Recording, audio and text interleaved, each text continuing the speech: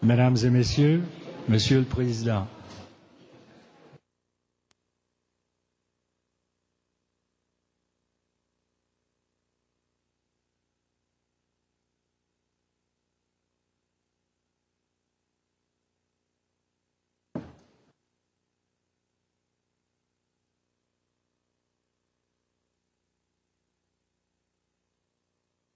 Nous s'asseoir.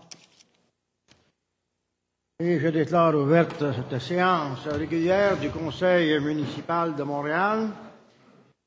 Et nous allons débuter nos travaux.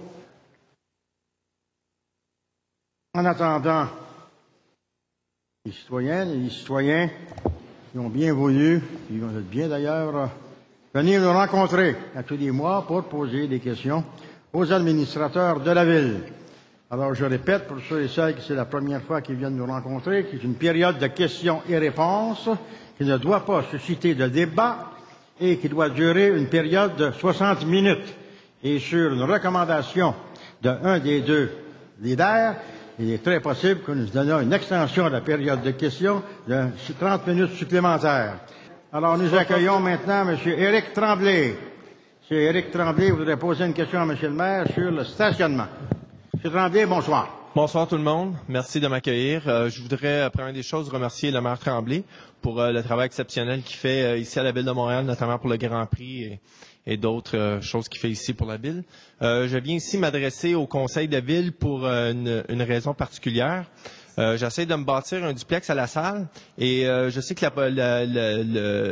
la Ville de Montréal ainsi que la salle ont une politique familiale pour rendre l'habitation plus accessible pour les jeunes familles.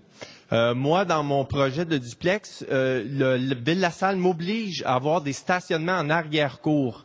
Je trouve qu'en l'année 2008, avoir des voitures en arrière-cour, c'est dépassé. Moi, je veux avoir qu'est-ce que j'avais quand j'étais jeune, notamment du gazon, un jardin, des fleurs et non des voitures. C'est un duplex. Je suis très flexible sur le stationnement. Je peux avoir un stationnement en avant ou deux ou pas pantoute, mais je veux pas avoir de voiture dans ma cour arrière pour plein de raisons, notamment les enfants, etc. Fait que j'interpelle le maire Tremblay parce que malheureusement, c'est une réglementation par rapport à l'arrondissement. Et la grande ville, c'est pas l'affaire de la grande ville. Ça fait 2 ans que je me bats pour ce projet-là. Malheureusement, j'ai aucune coopération de mon arrondissement.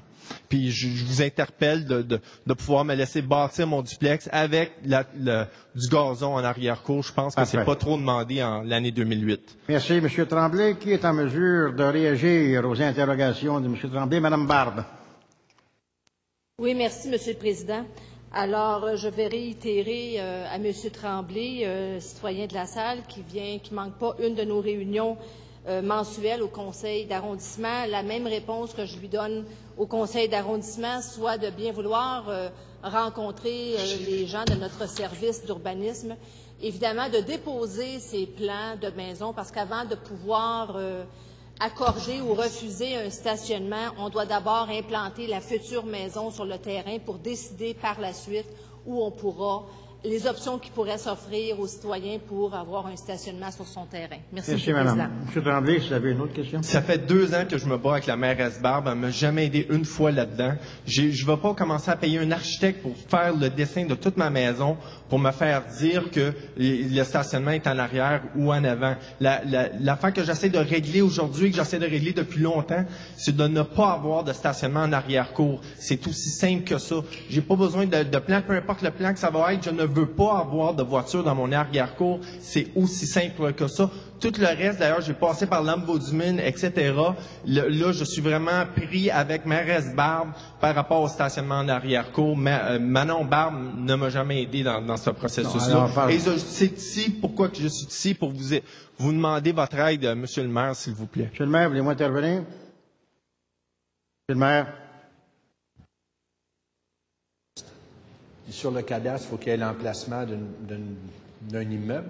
Alors, est-ce que vous avez au moins soumis à l'arrondissement le cadastre et l'emplacement de l'immeuble? Ils ont tout déjà, Monsieur le maire. En plus, moi, c'est une vieille maison que je veux démolir et je veux rebâtir une nouvelle maison. Ma vieille maison à 50 ans, je veux la rebâtir. Vous allez comprendre, Monsieur le Président, qu'on ne réglera pas ça ce soir. Là, tout à l'heure, il n'y avait pas de maison à démolir. Là, il y a une maison à démolir. Non, il y en a toujours une. Moi, je ne veux pas m'immiscer. Non, écoutez, M. Tremblay, je ne connais pas le dossier. Là. Honnêtement, Oui, je ne connais pas.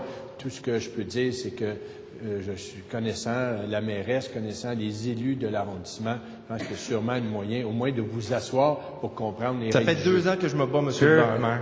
Mais ici, Tremblay, regardez, vous avez eu la chance, je pense que la mairesse, là, ce soir, elle démontre une ouverture d'esprit pour essayer de voir qu'est-ce qui pourrait être fait si quelque chose est possible. L'important pour vous, c'est que vous pouvez vous acharner dans une situation de fin de non-recevoir ou essayer de trouver un compromis honorable qui va vous permettre d'avoir une cour avec un jardin en arrière. Je ne sais pas, j'arrête, Monsieur le Président, c'est une compétence d'arrondissement. Alors, essayez de vous asseoir avec les élus pour trouver une réponse. J'ai tout fait, Monsieur le maire, pour me battre pour ça. La seule affaire que je demande, c'est d'avoir du gazon dans mon arrière-cour. Je pense qu'en 2008, c'est pas trop demandé. Mairesse Barbe ne m'a jamais aidé. Je ne veux pas me rasseoir encore une fois avec elle. Elle m'a jamais écouté depuis le départ. M. Tremblay, je vous remercie. Vous avez informé le Conseil de la situation que vous avez à vivre.